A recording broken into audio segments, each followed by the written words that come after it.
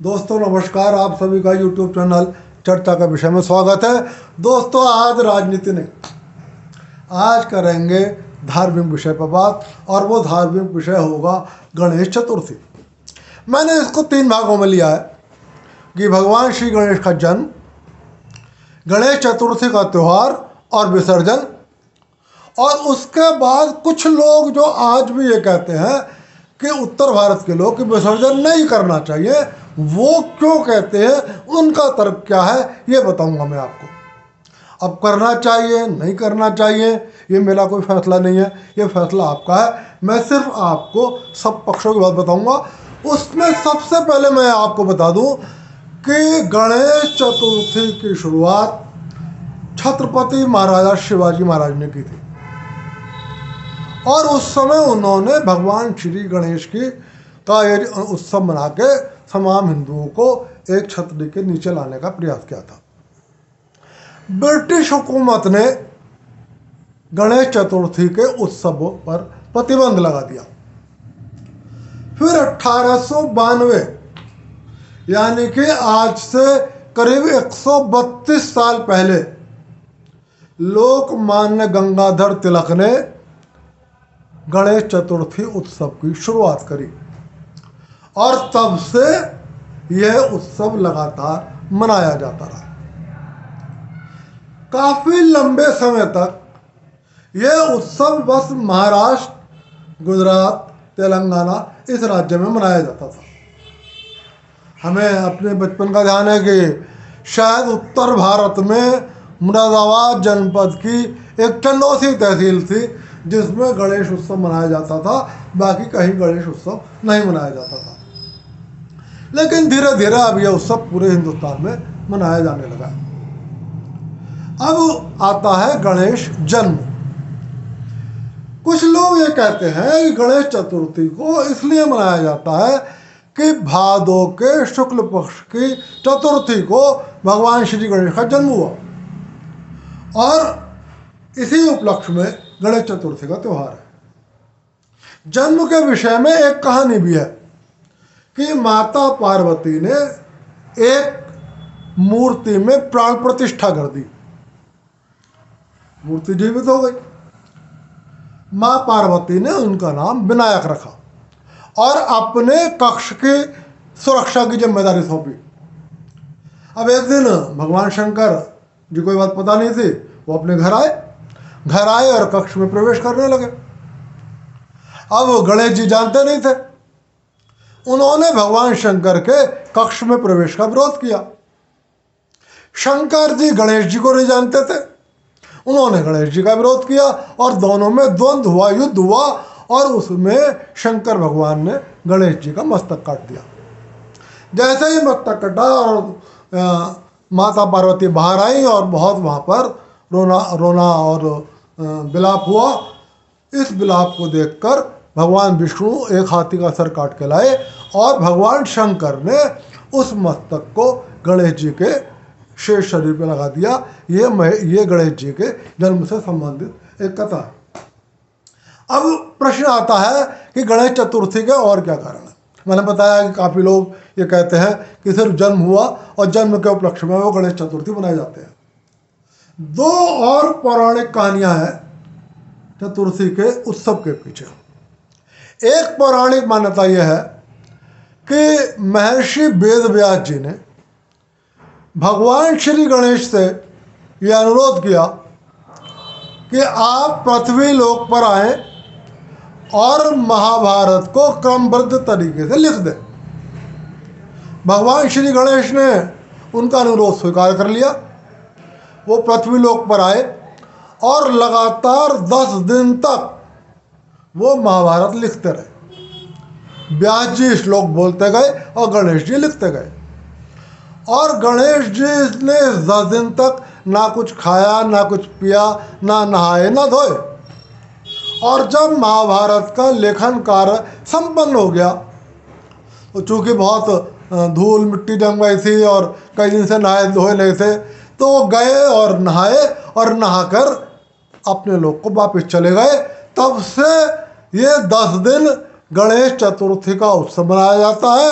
और चूंकि वो उस दिन नहाकर अपने घर चले गए तो वहीं से गणेश जी के विसर्जन की मान्यता शुरू हो गई कि 10 दिन वो पृथ्वी लोक पे वहाँ पर उस महर्षि वेदव्यास जी के साथ रहे और उन्होंने महाभारत लिखी और 11वें दिन नहा धो के अपने घर चले गए, उनका विसर्जन की शुरुआत हो गई। एक मान्यता ये भी है कि गणेश जी 10 दिन के लिए पृथ्वी लोक पर घूमने आए।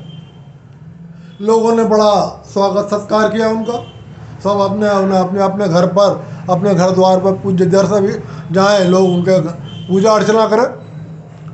10 दिन बाद गणेश जी पृथ्वी लोक से अपने लोक वापस चले गए तो अनंत चतुर्दशी के दिन इसलिए उनका विसर्जन का दिन रखा गया कि 10 दिन वो यहाँ पे रहे और अनंत चतुर्दशी के दिन वो अपने घर चले गए, तो उस दिन से गणेश विसर्जन का त्यौहार मनाया जाने लगा।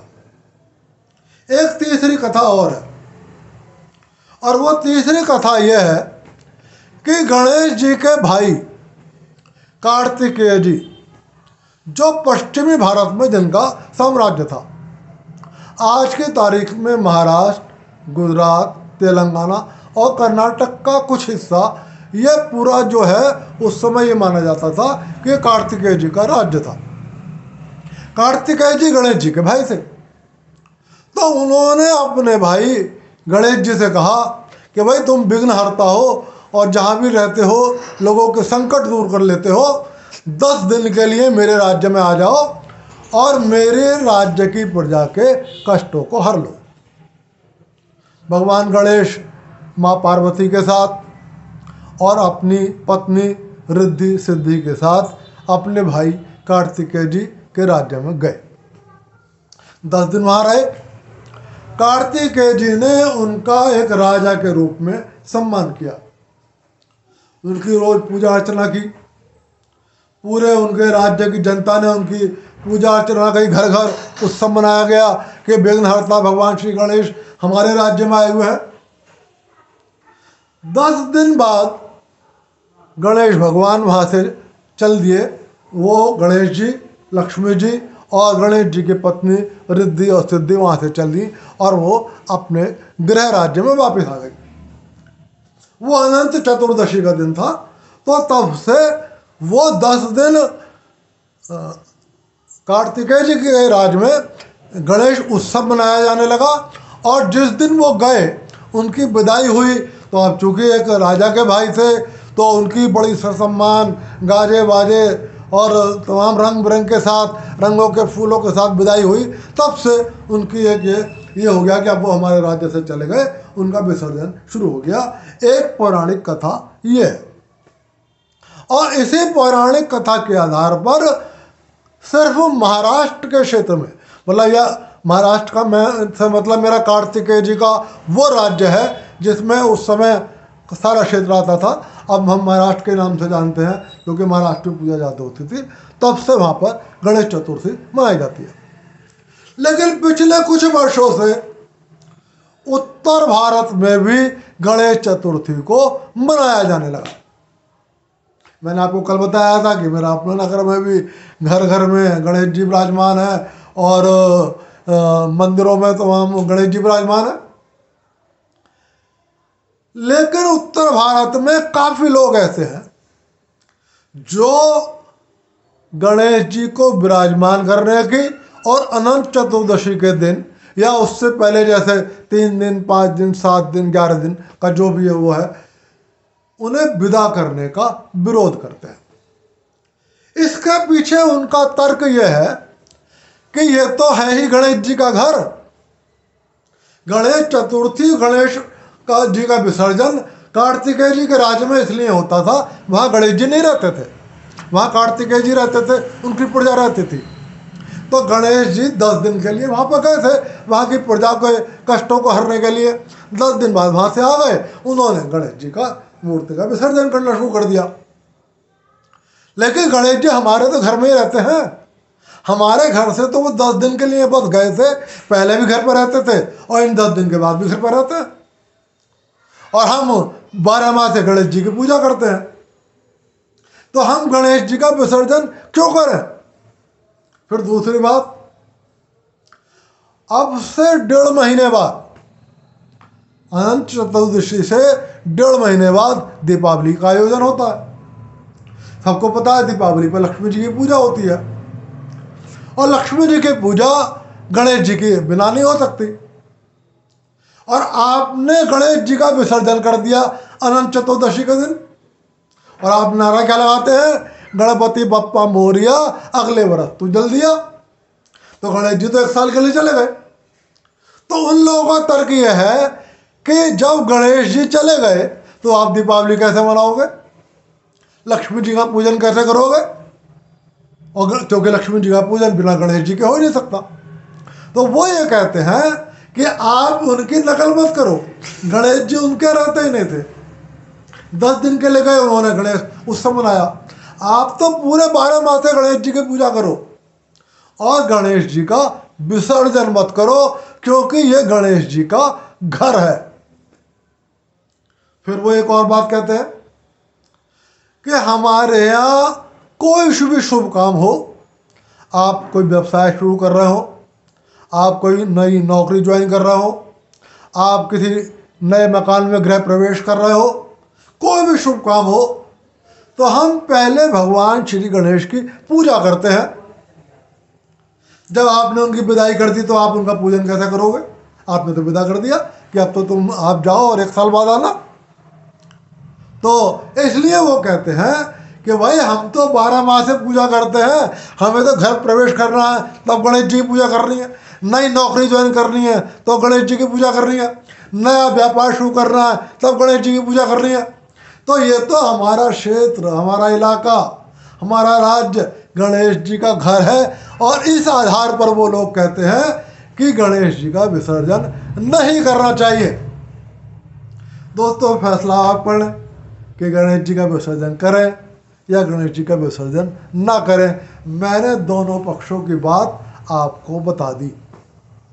हालांकि अब लोग गणेश जी का विसर्जन खूब कर रहे हैं, लेकिन ऐसे लोग आज भी काफ़ी हैं जो गणेश जी का विसर्जन सिर्फ इसलिए नहीं करते, वो कहते हैं कि हमारे यहाँ तो 12 माह से गणेश जी विराजमान रहते हैं और हम पूजा करते हैं। इन दोनों ही तर्कों पर आप सोचें, आप विचारें, अपने अंतरात्मा को टटोलें, अपने मन को टटोलें, और फिर सोचें क्या करना चाहिए, क्या नहीं करना चाहिए, क्या सही है, क्या गलत है।